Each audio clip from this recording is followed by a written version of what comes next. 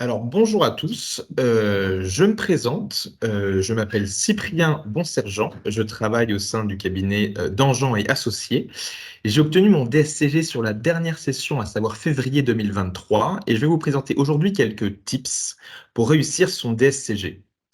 Alors, le premier point, ça serait de s'organiser et s'organiser dès le début de l'année. Le DSCG est un diplôme difficile et très complet. Vous avez 7 UE à passer. Vous avez parfois des taux de réussite qui peuvent être assez faibles, notamment sur l'UE 1 et l'UE 4, en compta et en droit. Et c'est vraiment important d'avoir un travail régulier et tout au long de l'année pour ne pas arriver à quelques mois ou quelques semaines de l'épreuve en n'ayant pas forcément correctement préparé les épreuves. Le deuxième point, ça serait d'être stratégique. Soyez stratégique dès le début de l'année et orientez-vous vers les matières où les taux de réussite sont les plus faibles, à savoir compta et droit. Parce que ça va être bien plus facile de repasser un oral d'anglais qui a été potentiellement raté ou de repasser la MSI ou le MCG que de repasser le mémoire, le droit ou la compta. Et c'est souvent sur ces trois dernières matières que les candidats justement abandonnent leur DSCG parce qu'ils ont obtenu une note éliminatoire où ils ne sont pas forcément motivés, ils sont arrivés à quelques semaines de l'épreuve et ils ont trouvé que c'était beaucoup trop conséquent et voilà. Donc au plus vite vous les passez, au mieux c'est et au plus vite vous obtiendrez votre DSCG. Donc soyez stratégique et orientez-vous vers ces matières où les taux de réussite sont les plus faibles comme la compta et le droit. Le troisième point, c'est le mémoire. Je vais passer un peu plus de temps là-dessus pour simplement vous expliquer que c'est une matière où vous pouvez vraiment obtenir une très bonne note si vous travaillez régulièrement, que vous vous préparez correctement. Le mémoire, déjà, choisissez un bon sujet. Choisissez un sujet qui vous stimule, qui vous motive. Vous allez bosser dessus pendant un an complet. Donc, il faut vraiment que ce soit un sujet qui vous plaise et surtout que vous ayez des choses à acquérir. Parce que, au-delà de la note que vous allez obtenir, il faut que vous ayez gagné quelque chose, que ce soit d'un point de vue intellectuel, d'un point de vue culturel. Vous pouvez vraiment apprendre quelque chose si le sujet vous intéresse. Je sais que pour mon cas, j'avais choisi justement un sujet qui était un arbitrage entre l'automatisation et l'externalisation de la saisie comptable, parce que voilà, dans mon expérience, j'étais passé par des cabinets où certains avaient fait le choix de l'externalisation et d'autres le choix de l'automatisation, et justement, je voulais acquérir de vraies réponses là-dessus. Donc vraiment, voilà, je me suis vraiment, comment dirais-je, voilà, j'ai vraiment travaillé la chose pour vraiment aller au bout du bout et surtout gagner quelque chose à l'arrivée. Sur le mémoire, vraiment, soignez votre écrit, c'est très très important, et surtout travaillez la partie enquête de votre mémoire, la partie empirique. C'est là-dessus que votre mémoire va se différencier d'un autre.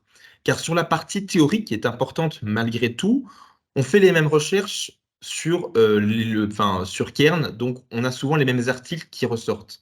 Mais c'est vraiment sur les interviews et sur la partie enquête que votre mémoire va se différencier des autres. Donc soignez vraiment l'écrit de votre mémoire et retenez une phrase importante, un mauvais écrit ne peut pas sauver un bon oral. Si vous arrivez à l'oral le jour où vous êtes face à votre jury, que l'écrit a été un peu bâclé, qu'il y a eu des fautes d'orthographe, que la forme n'y est pas, c'est pas parce que voilà, vous êtes à l'aise à l'oral que vous allez arriver à sauver votre mémoire. Donc vraiment, soignez l'écrit, c'est super, super important. Le quatrième point, ça serait un conseil sur les deux matières écrites et notamment la compta, sur des matières qui sont là beaucoup plus théoriques parce que le mémoire est une vraie matière professionnelle. La compta et le droit sont vraiment des matières purement théoriques.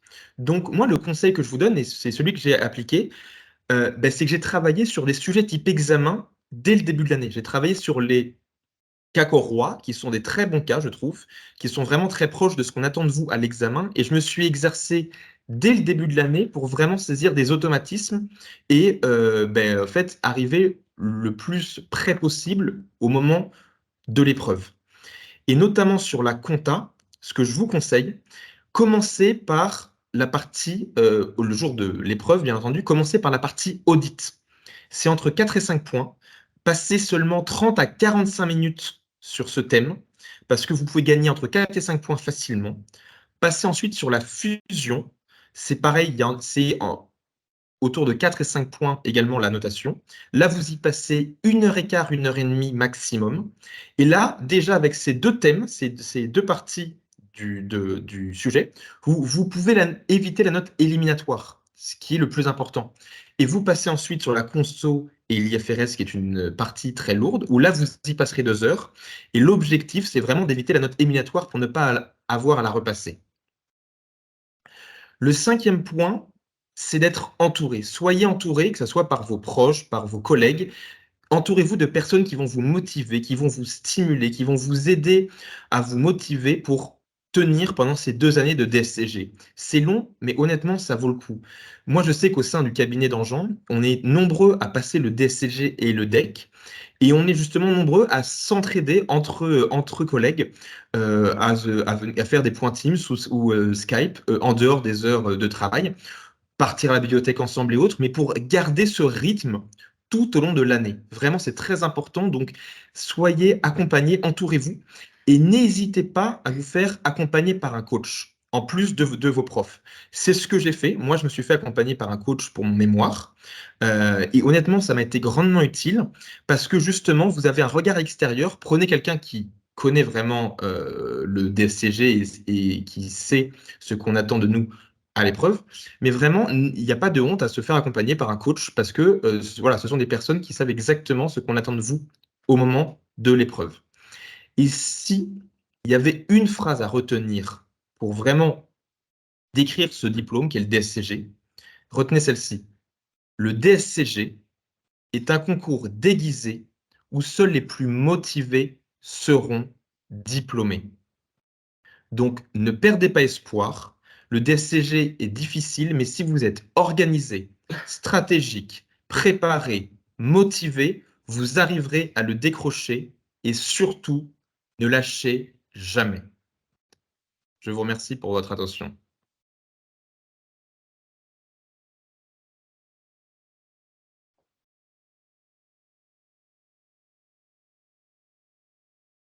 Adrien, ton micro. C'est vrai que c'est mieux avec le micro. Oui, je disais, je prends le relais de Cyprien sur l'aspect deck, et c'est d'ailleurs pour ça qu'on a fait le choix de scinder la présentation en deux. Tu peux couper le tien, s'il te plaît? Parce que j'ai moins de recul sur le DSCG, sachant que je l'ai eu en 2013. Concernant le deck, je l'ai eu en 2017, donc je peux vous donner quelques conseils pour le réussir. Je pense qu'il y a un micro qui est ouvert parce que je m'entends. Il doit y avoir un micro ouvert. Je vois que Gérald voulait poser une question. Est-ce que c'était sur le sujet du deck? C'est bon. Non, pas du tout. C'est justement parce qu'on n'entendait pas Adrien. Voilà. Ah, ok. Voilà, c'est réglé. Je Pardon. pense qu'on m'entend encore. Bon, c'est bizarre. Tant pis, je vais faire avec mes couples le son de ton ordinateur. Oui, donc je vous disais, je pense que à mon niveau, pour avoir passé les 2 examens, le DSCG, je pense que le deck, c'est toujours une montagne que les gens appréhendent avec beaucoup d'inquiétude. Mais si on prend un peu de recul sur la nature des épreuves, en fait, on arrive à désamorcer un peu le niveau de stress, sachant que je vais rebriefer rapidement et après, on va détailler par épreuve un peu les tips que je peux avoir. La première épreuve, c'est la déontologie. Donc, pour faire simple, c'est 1 heure et c'est globalement du par cœur. Donc là, le niveau de difficulté est assez faible. Enfin, faut travailler, mais c'est assez faible. La deuxième épreuve, c'est de la révision légale sur laquelle vous venez avec votre propre documentation. Donc, si vous êtes organisé, vous avez quand même les réponses dans votre doc. Et la troisième épreuve, c'est de mémoire, vous choisissez le sujet. Donc, c'est rare d'avoir un examen sur lequel vous êtes en mesure de choisir le sujet, même si c'est coefficient 4 et que c'est quand même l'épreuve la plus importante du mémoire de DEC. Donc, le premier conseil que je peux donner aux experts comptables stagiaires qui viennent d'obtenir l'attestation de fin de stage, c'est de s'inscrire dès que possible. Vous avez 2 sessions par an, l'attestation, elle est valable 6 ans. Souvent, les gens se disent, non, mais là, je suis pas prêt, je vais pas. Faut tenter. Vous travaillez, ça vous fait un entraînement, ne laissez pas passer une session. Ça, c'est vraiment le conseil, le premier conseil que je peux vous donner. Et après, donc, j'ai décidé de découper un peu la présentation en 3 parties, une par épreuve, et de vous donner un peu comment moi j'avais pu bosser les épreuves et les conseils, les écueils que j'ai pu rencontrer, etc. Première épreuve, réglementation professionnelle, pardon, et déontologie de l'expert comptable et du commissaire aux comptes. Il y a bien les 2 casquettes. Donc ça va être assez rapide. C'est souvent soit des questions indépendantes, soit un QCM. 50% partie expertise, 50% commissariat aux comptes. C'est une épreuve qui n'est pas à négliger car elle permet souvent de récupérer pas mal de points d'avance. Donc c'est 1 heure, c'est assez rapide. En gros, il y a 20 questions, donc 3 minutes par question. Et moi, je vous recommande de venir avec un chronomètre parce que souvent, on est pris par le temps et on se laisse un peu déborder. L'ouvrage de référence, pour moi, c'est le Carré Deck. Je pense que déjà certains d'entre vous doivent le connaître aux éditions Galino. C'est des fiches synthétiques, mais extrêmement complètes. Moi, j'avais révisé exclusivement avec cet ouvrage-là. Et en contrepartie, faire le maximum d'annales. C'est un sujet qui évolue assez peu ou c'est assez marginal. Donc, les annales, c'est extrêmement pertinent. Vous bloquez 1 heure, vous faites les 20 questions audit expertise et vous serez entraîné. Dernier conseil, si vous avez une note un peu moyenne, j'entends par là 12, 11, 12, n'hésitez pas à repasser la matière parce que bon, ça permet d'avoir des points d'avance, c'est du par cœur, voilà, il n'y a pas vraiment de sujet là-dessus. Donc si vous sentez que c'est un peu moyen, repassez-la, vous allez maximiser vos chances. Deuxième épreuve, donc c'est la révision légale, c'est celle qui fait le plus peur, on va dire, juste avant le mémoire. Donc là, l'objectif, c'est de résoudre des cas pratiques. Je rappelle brièvement pour ceux qui ne le savent pas, là, vous avez le droit à tous les documents papier, pas de documents informatiques évidemment. Donc évidemment, vous allez prendre les mémentos. Je sais d'ailleurs que je crois que le Conseil de l'Ordre et justement l'annexe organise des prêts de mémentos pour les stagiaires, car c'est vrai que les mémentos, si vous devez en acheter une dizaine, c'est quand même assez onéreux. Donc là, je crois que vous avez un forfait de 99 € et l'Ordre vous les prête. Et la réussite de cette épreuve, en fait, elle va dépendre de l'organisation de votre documentation et de la gestion de votre temps. Donc, le premier point, ça va vraiment dépendre de la qualité de votre documentation et de votre capacité à trouver rapidement les informations que vous allez chercher parce que vous avez, entre guillemets, que 4h30. Troisième point, je pense qu'il faut vraiment connaître la méthodologie, c'est-à-dire rappel des faits, rappel de la règle de droit et application au cas. Moi, comment je me suis organisé, le risque qu'on a, c'est qu'on a envie de prendre le maximum de documentation possible parce que ça nous rassure. Mais en fait, il ne faut pas se laisser déborder par la quantité. Il vaut mieux avoir la bonne quantité, mais maîtriser sa documentation, savoir chercher dedans, savoir ce qu'il y a dedans, qu'avoir plein de trucs et se paumer. Donc moi, ce que j'avais fait, c'est que j'avais pris 2 boîtes. J'avais pris une boîte à archives, là, vêtements, expertise comptable, c'était rouge comme l'or. Commissariat aux comptes, c'était bleu comme la CNCC. J'en avais une de chaque côté et j'avais référencé tous les ouvrages sur la tranche du dessus. C'est un détail qui paraît un peu futile, mais quand vous regardez, parce que vous n'avez pas la place sur votre table, quand vous regardez dans votre valise, au moins vous identifiez tout de suite ce qu'il y a et vous savez où c'est.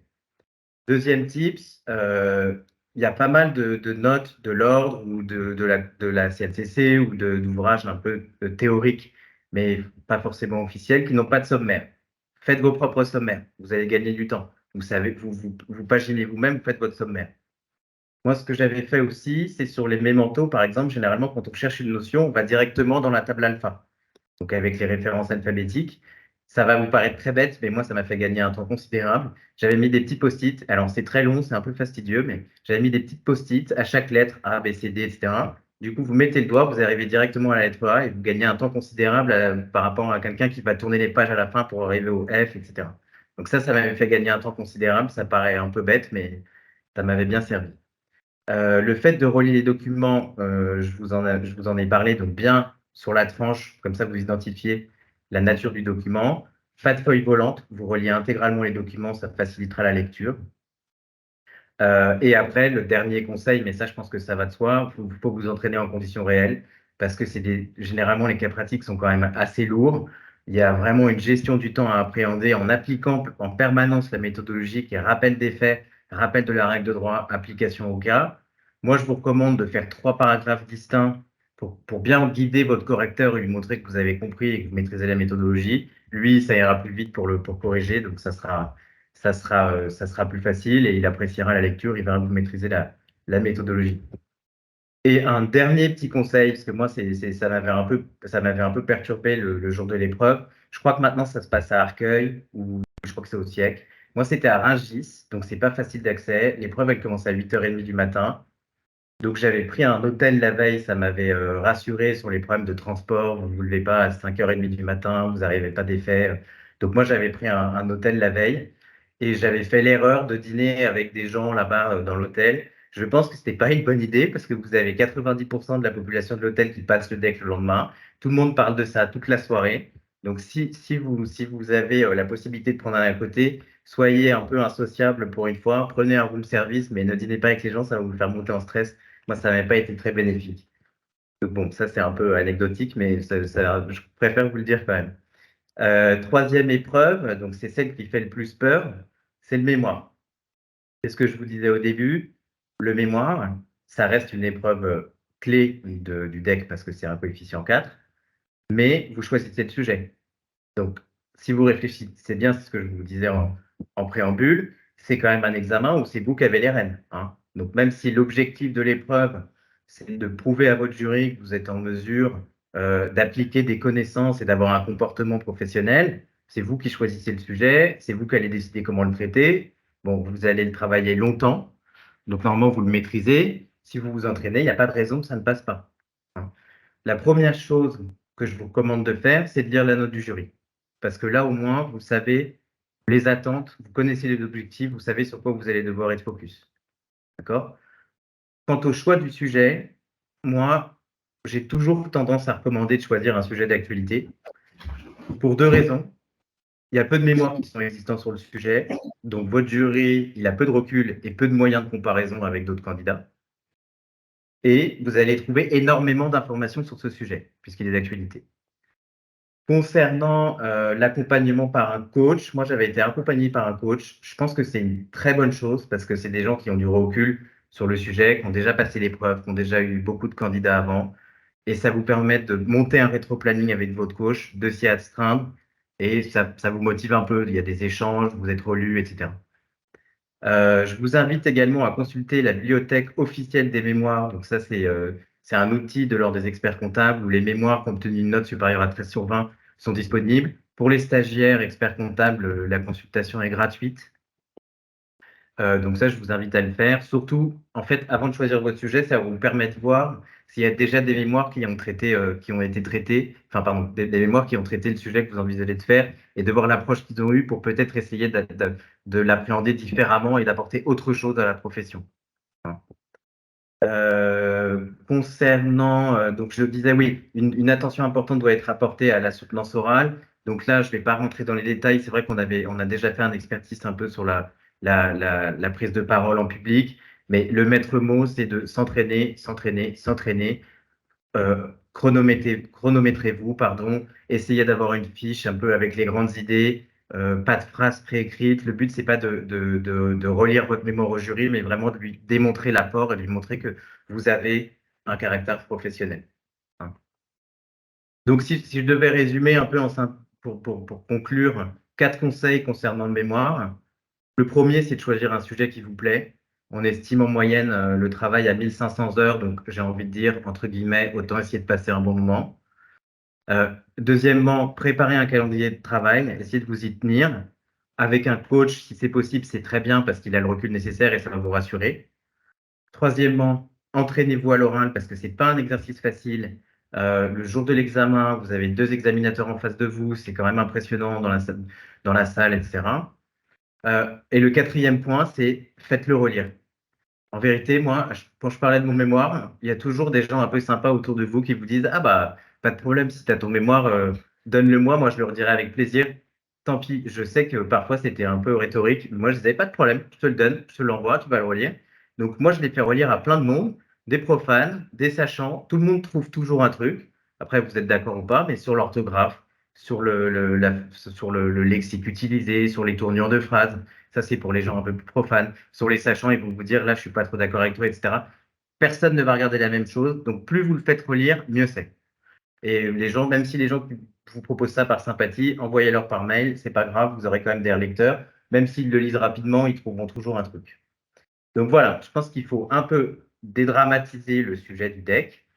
Si vous avez franchi le cap du DSCG, comme Cyprien l'a brillamment fait l'année dernière, je pense que vous avez fait le plus gros. Après, l'histoire, c'est de faire le stage et de ne pas lâcher. Donc vraiment, ne lâchez rien et je vous garantis que ça vaut le coup.